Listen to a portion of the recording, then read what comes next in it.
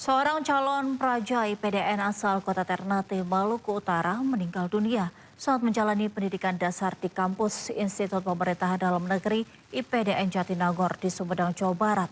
Pihak IPDN menjelaskan korban diduga lemas hingga henti detak jantung usai ikuti apel malam.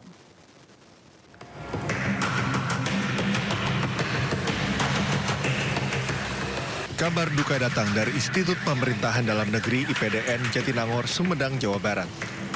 Calon praja angkatan 36 asal Kota Ternate, Maluku Utara bernama Maulana Izzat Nurhadi, 20 tahun, meninggal dunia setelah mengikuti apel malam pendidikan dasar pada Rabu 8 Oktober lalu. Calon praja ini dilaporkan sempat mengeluh lemas usai mengikuti apel malam yang dimulai pukul 20.00 waktu Indonesia Barat. Pihak IPDN menyebut setelah diperiksa di klinik kesehatan kampus, Maulana langsung dirujuk ke Rumah Sakit Universitas Padjadjaran, namun nyawanya tak tertolong. Dari hasil pemeriksaan medis, Maulana mengalami henti detak jantung. Pihak IPDN memastikan tidak ditemukan tanda kekerasan dan korban juga tidak memiliki riwayat penyakit. Setelah menjalani pemulasaran di Bandung, jenazah dipulangkan ke rumah duka di Maluku Utara. Pihak keluarga dikabarkan telah menerima dengan ikhlas dan menolak dilakukan otopsi. Pihak IPDN menyampaikan bela sungkawa mendalam atas kepergian almarhum. Hanya lemas dan dari dokter mengatakan henti detak jantung.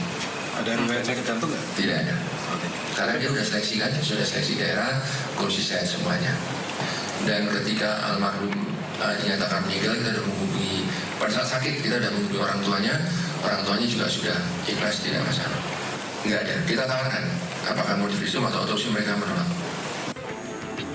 Sementara kegiatan pendidikan dasar calon praja telah berlangsung sejak 30 September 2025 bekerja sama dengan Polri dengan materi meliputi baris berbaris, lari pagi, sore, dan apel malam. Dari Sumedang, Jawa Barat, Beben, iNews melaporkan. Pemirsa, seorang pria tewas setelah dipatok ular king cobra di rumahnya di Sukabumi, Jawa Barat.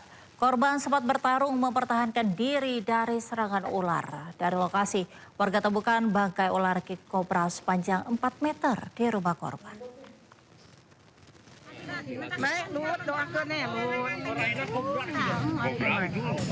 Warga Kampung Cipetir, Kecamatan Cidadap, Sukabumi gempa dengan ditemukannya Abah Ocak tidak bernyawa di jalan setapak tidak jauh dari rumahnya. Di kaki kanan lansia ini ditemukan luka bekas gigitan ular. Warga terkejut lantaran saat rumah korban diperiksa ditemukan satu bangkai ular king cobra dengan kepala tertancap batang bambu. Dari hasil pemeriksaan diduga, korban yang berusia 72 tahun itu sempat bertarung dengan ular yang berukuran 4 meter karena menyelinap masuk ke rumahnya. Namun saat berusaha mengusir ular berbisa tersebut, kaki korban terkena gigitan. Korban yang berusaha meminta bantuan diduga lemas karena pengaruh bisa ular dan meninggal di jalan setapak dekat rumahnya. Ini kalau dari rumah korban ke rumah tetangga jaraknya berapa meter kira-kira, Pak? Sekitar 100 meter lah. 100 meter berarti dengan Bapak sendiri ya? Iya. Tetangga yang terdekat? Terdekat. Waktu kejadian ada permintaan tolong tidak, Pak, dari korban ke tetangga seperti itu? Mungkin tidak kedengaran apa gimana ya? Tidak ada minta pertolongan gitu. Ular king cobra tersebut diduga berasal dari hutan dan kebun karet yang berada di sekitar rumah korban, yang memang merupakan habitat dari berbagai jenis ular. Dari Sukabumi, Jawa Barat, Budi Setiawan, iNews melaporkan. Pemirsa, pernikahan kakek berusia 74 tahun dengan gadis muda berusia 24 tahun di Pacitan, Jawa Timur viral di media sosial. Selain berbeda usia, mahar pernikahan fantastis 3 miliar rupiah ternyata cek palsu. Nikahkan Sela Arika dengan mas kawin cek senilai 3 miliar rupiah. Inilah rekaman video akad nikah Sutarman, kakek berumur 74 tahun, dan Sheila Arika yang berusia 24 tahun. Akad nikah yang berlangsung di rumah mempelai wanita di Desa Jeruk, Kecamatan Bandar Pacitan. Cek senilai 3 miliar rupiah.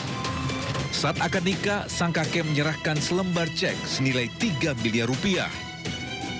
Usai akad nikah digelar pesta, semua tamu undangan yang datang mendapatkan uang saku Rp100.000 per orang.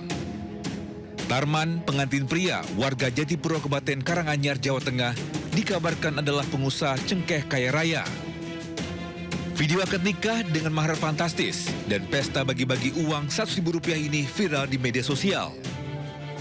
Namun belakangan muncul kabar cek kosong dan pengantin pria kabur. Keluarga Sheila membantah bahwa pengantin kabur. Kedua pengantin tengah berbulan madu di Wonogiri, Jawa Tengah. Namanya mahar yang 3M itu betul ya Pak ya? Betul Pak, itu betul. Itu sudah ada uangnya di bank Pak ya? Iya Pak. Isu-isu yang beredar itu yang selama ini di TikTok kurang benar ya Pak ya? Kurang benar, itu kurang benar. Nggak tahu sebenarnya, yang tahu istri saya Pak. Saya niat baik sama istri, masih menjadi satu dalam arti tidak melarikan diri dan tidak pisah sama istri gitu Pak. Ya. Sudah ada pencairan Bu dari... Ya kalau masalah itu saya nggak tahu. Masalahnya ini kan sedang pergi. Oh, kemungkinan juga mencairkan Bu ya? Itu yang nggak tahu juga gitu. Gimana Bu? Kalau sampai detik ini belum ada yang diterima. Gitu, intinya. Karena viral di media sosial, polisi pun turun tangan untuk menyelidiki kasus tersebut. Kita koordinasi dengan pihak keluarga, kepergiannya kedua mempelai itu berdua, jadi mempelai laki-laki dan perempuan, pergi kedua seizin dapat restu dari kedua orang tua. Dan ini tadi barusan dikomunikasikan lewat video call juga aman-aman lancar. Keluarga berharap agar cek tersebut benar dan bisa dicairkan. Dari Pacitan, Jawa Timur, Ahmad Subeki, iNews melaporkan. Kita ke informasi lainnya pemirsa, pasca berakhirnya proses evakuasi ambruknya Ponpes Al-Qosini, tersisa 14 kantong jenazah yang belum teridentifikasi. Kondisi jasad yang sudah rusak menyulitkan petugas mengidentifikasi jasad.